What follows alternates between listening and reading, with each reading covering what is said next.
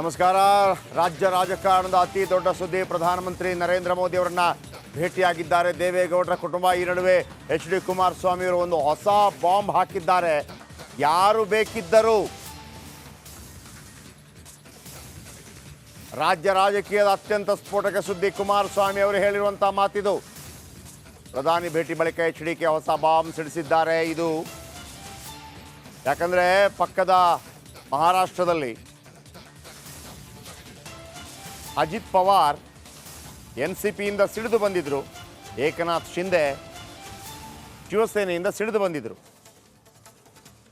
ಅಜಿತ್ ಪವಾರ್ ಶರದ್ ಪವಾರ್ ಅವರ ಅಳಿಯ, ಏಕನಾಥ್ ಶಿಂದೆ ಶಿವಸೇನಾ ಮುಖ್ಯಸ್ಥರಾಗಿದ್ದಂತಹ ಬಾಳ್ ಠಾಕ್ರೆ ಅವರ ಆಪ್ತ.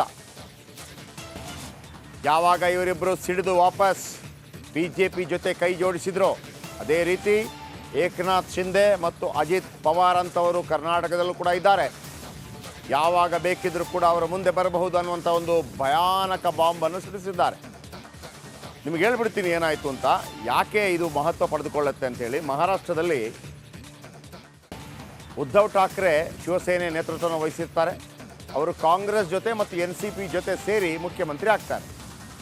ಆಗ ಕೆಲವು ವರ್ಷಗಳ ನಂತರ ಶಿವಸೇನೆಯಿಂದ ಏಕನಾಥ್ ಶಿಂದೆ ಹೊರಬರ್ತಾರೆ.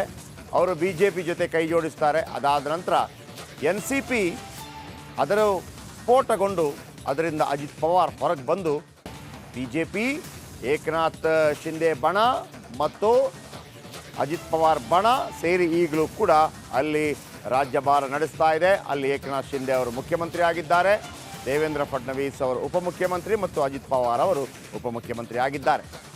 ಆ ರೀತಿ ಕಾಂಗ್ರೆಸ್ನಿಂದ ಸಿಡಿದು ಬರ್ತಾರಾ? ಕಾಂಗ್ರೆಸ್ನಿಂದ ಸಿಡಿದು ಬರುವಂಥ ಅಜಿತ್ ಪವಾರ್ ಯಾರು? ಕಾಂಗ್ರೆಸ್ನಿಂದ ಸಿಡಿದು ಬರುವಂತಹ ಏಕನಾಥ್ ಶಿಂದೆ ಯಾರು? ಆದರೆ ಕುಮಾರಸ್ವಾಮಿ ಅವರ ಹೇಳಿಕೆಯನ್ನು ಗಮನಿಸಿದಾಗ ಮೊನ್ನೆ 5 ಗಂಟೆಗೆ ನಾವು ಒಂದು ಅತೀ ದೊಡ್ಡ ಬಾಂಬನ್ನು ಸ್ಫೋಟ ಮಾಡಿದ್ವಿ. ದೇಶ ವಿದೇಶಗಳಲ್ಲಿ ಮೀಟಿಂಗ್ಗಳಾಗ್ತಾ ಇದೆ.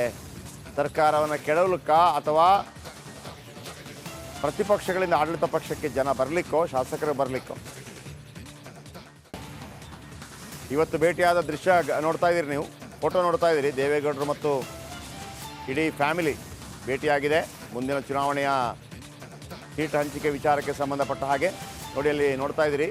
ಪ್ರಜ್ವಲ್ ರೇವಣ್ಣ ಇದ್ದಾರೆ, ಕುಮಾರಸ್ವಾಮಿ ಅವರಿದ್ದಾರೆ, ದೇವೇಗೌಡರಿದ್ದಾರೆ, ಶ್ರವಣಬೆಳಗೊಳ ಶಾಸಕ ಬಾಲಕೃಷ್ಣ ಅವರಿದ್ದಾರೆ, ನರೇಂದ್ರ ಮೋದಿ ಅವರಿದ್ದಾರೆ. ಆಮೇಲೆ ಎಚ್.ಡಿ. ರೇವಣ್ಣ, ಹೊಳೆ ನರಸೀಪುರ ಶಾಸಕ ಕೂಡ ಇದ್ದಾರೆ. ಎಲ್ಲ ಫುಲ್ ಫ್ಯಾಮಿಲಿ, ಎಲ್ಲ ಫ್ಯಾಮಿಲಿ. ಶ್ರವಣಬೆಳಗೊಳ ಶಾಸಕ ಬಾಲಕೃಷ್ಣ ಅವರು ಕೂಡ ಫ್ಯಾಮಿಲಿ ಆಗ್ತಾರೆ. ಇರಲಿ, ಅದು ಬೇರೆ ವಿಚಾರ. ನೋಡಿ, ಇದರಲ್ಲಿ ಶ್ರವಣಬೆಳಗೊಳ ಶಾಸಕ ಎಚ್.ಸಿ. ಬಾಲಕೃಷ್ಣ ಅವರು ಕೂಡ ಬಾಲಕೃಷ್ಣ ಅವರು ಕಾಣಿಸಿದ್ದಾರೆ. ಎಚ್.ಡಿ.ಕೆ ಮಾತನಾಡಿದ್ದಾರೆ. ಏನು ಬಾಂಬ್ ಸಿಡಿಸಿದ್ದಾರೆ ಕೇಳಿಸ್ತಾರೆ. ಹಂಚಿಕೆಯಲ್ಲಿ ಯಾವುದೇ ರೀತಿಯ ಸಮಸ್ಯೆಗಳಿಲ್ಲ. ಸುಗಮವಾಗಿ ಬಿ.ಜೆ.ಪಿ ಮತ್ತು ಜೆ.ಡಿ.ಎಸ್ನ ಯಾವ್ಯಾವ ಲೋಕಸಭಾ ಕ್ಷೇತ್ರದಲ್ಲಿ ಅಭ್ಯರ್ಥಿಗಳು ನಿಲ್ಲಬೇಕು ಅಂತಕ್ಕಂಥದ್ದು ಸುಗಮವಾಗಿ ಎಲ್ಲ ರೀತಿಯಲ್ಲಿ ಅಂತಿಮ ನಿರ್ಣಯಗಳನ್ನು ಮಾಡ್ತೀವಿ. ಅದರಲ್ಲಿ ಯಾವ ಸಮಸ್ಯೆಗಳಿಲ್ಲ. ಇಲ್ಲಿ ವಿಶ್ವಾಸ ಅನ್ನೋದು ಮೊದಲು ಬೇಕಲ್ಲ. ಆ ವಿಶ್ವಾಸವನ್ನು ನಾವು ಎರಡೂ ಪಕ್ಷಗಳು ಮೂಡಿಸ್ಕೋಬೇಕಾಗಿದೆ. ಅದು ನನ್ನ ಟಾಪ್ ಪ್ರಿಯಾರಿಟಿ.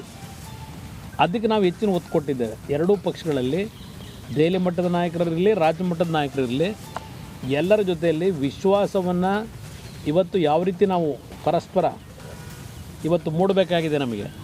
ಅದು ನಮಗೆ ಪ್ರಾಮುಖ್ಯತೆ ಇರೋದು. ಸೀಟ್ ಹಂಚಿಕೆ, ಒಂದು ಸಿಡಿ ಹೆಚ್ಚಿಗೆ ತಗೊಳ್ಳೋದು, ಕಡಿಮೆ ತಗೊಳ್ಳೋದು ಅದು ನಂತರ. ಅದು ಯಾವುದೇ ರೀತಿ ಗೊಂದಲಗಳಿಲ್ಲ. ಎಲ್ಲ ರೀತಿ ಸುಗಮವಾಗಿ ಸೀಟ್ ಹಂಚಿಕೆ ಆಗ್ತದೆ. ಬೈ ಜನವರಿ ಎಂಡೊಳಗೆ ನಾವು ಎರಡೂ ಪಕ್ಷಗಳು ಈ ಸರ್ಕಾರದ ಏನು ಲೂಟಿ ಇದೆಯಲ್ಲ, ಆ ಲೂಟಿ ಮೇಲೆ ಚುನಾವಣೆ ನಡೆಸ್ತೀವಿ ಅಂತ ತಿಳ್ಕೊಂಡಿದ್ದಾರೆ. ಖಜಾನೆ ಖಾಲಿ ಮಾಡಿ ಅದರ ವಿರುದ್ಧ ಯಾವ ರೀತಿ ಹೋರಾಟ ಮಾಡಬೇಕು ಅನ್ನೋದಕ್ಕೆ ಒಗ್ಗಟ್ಟಿನಿಂದ ಹೋಗಲಿಕ್ಕೆ ಎಲ್ಲ ರೀತಿಯಲ್ಲಿ ವೇದಿಕೆ ಸಿದ್ಧ ಮಾಡ್ತಾ ಇದ್ದೇವೆ. ಸೀಟು ಓಕೆ, ನಮ್ಮ ಪೊಲಿಟಿಕಲ್ ಪ್ರತಿನಿಧಿ ಸತೀಶ್ ನಮ್ಮೊಂದಿಗೆ ಇದೀಗ ನೇರ ಸಂಪರ್ಕದಲ್ಲಿದ್ದಾರೆ. ಸತೀಶ್, ಒಂದು ಕಡೆ ಸೀಟು ಹೊಂದಾಣಿಕೆ ವಿಚಾರಕ್ಕೆ ಎಷ್ಟು ಸ್ಥಾನಗಳು ಬೇಕು ಅನ್ನೋದ್ರ ಬಗ್ಗೆ ಚರ್ಚೆ ಆಗ್ತಾ ಇದೆ ಅಂತೇಳಿ, ಎರಡನೇದಾಗಿ ಈ ಬಾಂಬ್ ಸಿಡಿಸಿರುವಂಥದ್ದು ಇದು ಕೂಡ ಅಜಿತ್ ಪವಾರ್ ನಿಮ್ಗೆ ಗೊತ್ತಿದೆ, ಏಕನಾಥ್ ಶಿಂದೆ ನಿಮ್ಗೆ ಗೊತ್ತಿದೆ ಏನಾಗಿದೆ, ಆ ರೀತಿ ಇದೆಯಾ? ಯಾಕಂದರೆ ಅಲ್ಲಾದರೆ ಒಂದು ಕಡೆ ಎಲ್ಲ ಕಿಚಡಿ ಇತ್ತು. ಕಾಂಗ್ರೆಸ್ಗೆ ಫುಲ್ ಇಲ್ಲ, NCPಗೆ ಫುಲ್ ಇಲ್ಲ, BJPಗೆ ಫುಲ್ ಇಲ್ಲ, ಶಿವಸೇನಾಗ ಫುಲ್ ಇಲ್ಲ. ಸೊ ಮೂರು ಪಾರ್ಟಿಗಳು ಸೇರಿ ಮಾಡಿದರು. ಇಲ್ಲಿ ಹಾಗಲ್ಲ, 135 ಎಕ್ಸಲೆಂಟ್ ಮೆಜಾರಿಟಿ ಇದೆ. ಆಮೇಲೆ ಸಿದ್ದರಾಮಯ್ಯ ಅಂತ ನಾಯಕ ಇದ್ದಾರೆ, ಕೆ ಶಿವಕುಮಾರ್ ಅಂತ ನಾಯಕ ಇದ್ದಾರೆ. ಇದನ್ನೆಲ್ಲ ಗಮನಿಸಿದಾಗ ಕುಮಾರಸ್ವಾಮಿ ಅವರ ಹೇಳಿಕೆಯನ್ನು ಕರ್ನಾಟಕದ ಮಟ್ಟಿಗೆ ಗಂಭೀರವಾಗಿ ತೆಗೆದುಕೊಳ್ಬೇಕಾ, ಇದು ಕೇವಲ ಒಂದು ಹಿಟ್ ಆ್ಯಂಡ್ ರನ್ ಅಥವಾ ಒಂದು ಪಾಸಿಂಗ್ ಕಮೆಂಟ್ ಅಂತ ತಗೊಂಡ್ರೆ ಆಗತ್ತಾ? ಏನು ಹೇಳ್ತೀರಿ ಸತೀಶ್?